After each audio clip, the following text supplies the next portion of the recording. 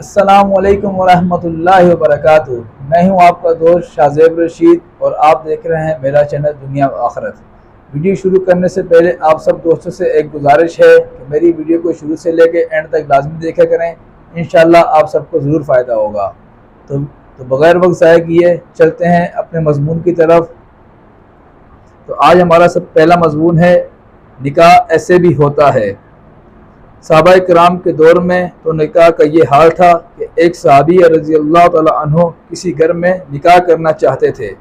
انہوں نے اپنے ایک دوست سے کہا کہ اس گھر والے آپ کے واقف ہیں، لہٰذا آپ میرا پیغام پہنچا دیں۔ انہوں نے کہا بہت اچھا۔ انہوں نے جب ان کے گھر میں جا کر ان کا پیغام پہنچایا تو انہوں نے بات سن کر کہا کہ ان سے نکاح کرنے کو تو ہمارا دل نہیں چاہتا، البتہ اگر آپ نکاح کرنا چاہتے ہیں تو آپ سے کر دیتے ہیں۔ وہ کہنے لگے کہ اچھا پھر مجھ سے ہی کر دیں۔ گھر کے مرد وہیں موجود تھے، چنانچہ ان میں سے کچھ گواہ بن گئے اور وہیں ان کا نکاح کر دیا گیا۔ جب وہ باہر نکلے تو اپنے دوست سے معذرت کرنے لگے کہ معاف کرنا، میں تو آپ کے نکاح کا پیغام لے کر گیا تھا، وہ انہوں نے قبول نہ کیا اور مجھے کہا کہ اگر آپ نکاح کرنا چاہتے ہیں تو ہم آپ سے نکاح کر دیتے ہیں۔ چنانچہ میں نے کہا کہ ٹھیک ہے، میں نکاح کر لیتا ہوں۔ آپ اس سوچ میں تھے مگر میرا نکاح ہو گیا ہے، لہٰذا میں معذرت خواہ ہوں۔ وہ جواب میں ان سے معذرت کرنے لگے کہ مجھے معاف کر دینا کہ اس نے آپ کی بیوی بننا تھا اور میں اپنے لیے کوششیں کرتا رہا۔ سبحان اللہ، دوستی بھی قائم رہی اور نکاح بھی ہو گیا۔ مضمون نمبر 2، دنیا میں جنت کے مزے۔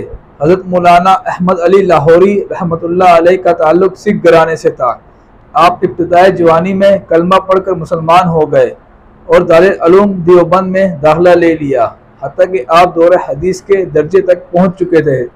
آپ یہ واقعہ خود سنایا کرتے تھے کہ جب میرے سسر کو ان کے گھر والوں نے کہا کہ اب ہماری لڑکی جوان ہے، اس لیے کوئی مناسب رشتہ تلاش کر کے نکاح کر دینا چاہیے، وہ پنجاب کے مدارس کے دورے پر نکلے تاکہ انہیں اپنی بچی کے لیے کوئی عالم فاضل نوجوان مل سکے، حتیٰ کہ دارالعلوم دیوبند پہنچ گئے۔ جب انہوں نے دور حدیث کی کلاس کو دیکھا تو ان کی نگاہیں میرے اوپر ٹک گئی۔ انہوں نے شیخ الہند حضرت مولانا محمود حسن رحمۃ اللہ علیہ سے پوچھا کہ یہ طالب علم کون ہے؟ انہوں نے بتایا کہ یہ سکھ گھرانے سے تعلق رکھتا ہے اور مسلمان ہو کر ہمارے پاس علم حاصل کر رہا ہے۔ انہوں نے پوچھا کیا یہ شادی شدہ ہے؟ شیخ الہند رحمۃ اللہ علیہ نے فرمایا نہیں۔ انہوں نے شیخ الہند رحمۃ اللہ علیہ سے پوچھا کیا یہ شادی کرنا چاہتا ہے؟ تو میرے استاد محترم نے مجھ سے پوچھا کہ کیا تم شادی کرنے کے لیے تیار ہو؟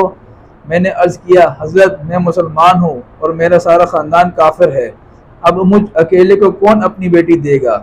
انہوں نے پوچھا کہ اگر کوئی اپنی بیٹی آپ کو دے تو آپ کی کیا رائے ہے؟ میں نے کہا حضرت میں اس سنت کو ضرور ادا کروں گا، میں اس کے ترک کا گناہ اپنے سر کیوں لوں؟ چنانچہ میرے سسر صاحب نے فرما دیا کہ کل عصر کے بعد نکاح ہوگا۔ فرماتے ہیں کہ اس کے بعد میں اپنے دوستوں کے پاس آیا اور انہیں بتایا کہ کل میرا نکاح ہے۔ طلبہ ہی ہوتے ہیں، وہ یہ سن کر مجھ سے محبت پیار کی باتیں کرنے لگ گئے۔ کافی دیر کے بعد ایک دوست نے کہا جی آپ کے کپڑے بڑے میلے ہیں، لہٰذا آپ کو چاہیے کہ آپ کسی دوست سے ادھار کپڑے لے لیں اور وہ پہن کر نکاح کی تقریب میں جائیں۔ میں نے کہا کہ میری عزت نفس اس بات کو گوارا نہیں کرتی، میں جو کچھ ہوں سو ہوں، میں ادھار تو نہیں مانگوں گا۔ طلبہ بھی منتقی ہوتے ہیں، آسانی سے نہیں چھوڑتے۔ چنانچہ وہ کہنے لگے اچھا اگر کسی دوسرے سے نہیں مانگنا تو آپ کسی سوٹ کو دھو کر دوبارہ پہن سکتے ہیں تاکہ صاف کپڑے ہوں۔ حضرت کے اپنے الفاظ ہیں کہ میرے بھیڑ پہ یعنی میری بدبختی آ گئی کہ میں نے اپنے دوست کی بات مان لی۔ چنانچہ میں نے اگلے دن دھوتی باندھی اور کپڑے دھو لیے۔ سردی کا موسم تھا اور اوپر سے آسمان ابر آلود ہو گیا۔ عصر کا وقت آ گیا۔ میں نے مسجد کے ایک طرف کپڑے ہوا میں لہرانے شروع کر دیے اور ساتھ ہی دعائیں بھی مانگنی شروع کر دی کہ اے اللہ ان کپڑوں کو خشک فرما دے، اور موسم کی خرابی کی وجہ سے کپڑے خشک ہونے پر نہیں آ رہے تھے، حتیٰ کہ عصر کی اذان ہو گئی اور میں نے سردی کے موسم میں گیلے کپڑے پہنے اور مجمع میں آ کر بیٹھ گیا۔ لیکن میرے سسر کا دل بھی سونے کا بنا ہوا تھا کہ ان کی نظر ان چیزوں پر بالکل نہیں تھی۔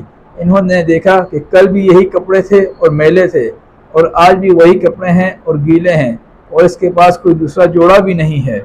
इसके बावजूद इन्होंने अपनी बेटी का निकाह कर दिया और कुछ अरसे के बाद रुखसती हो गई। इब्तिदा के चंद दिनों में मेरे ऊपर फाके आए क्योंकि मैं तालिब इल्म था और ताज़ा पढ़कर फारिग हुआ था।